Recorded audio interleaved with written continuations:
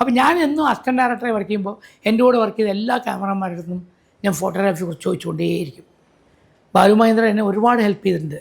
മധുവമ്പാട്ടിനോട് ചോദിക്കാറുണ്ട്. മധുവമ്പാട്ട് കുറേ പറഞ്ഞു തരും.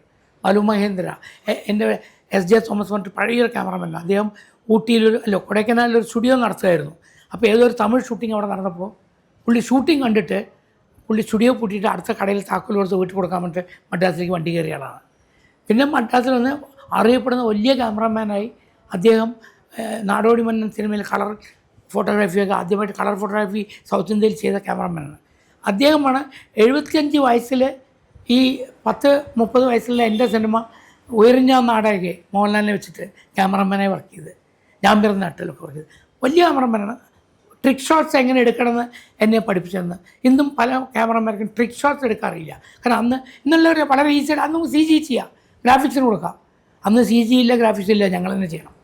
അപ്പോൾ അത് ചെയ്ത് പഠിച്ചവരാണ് ഞാൻ.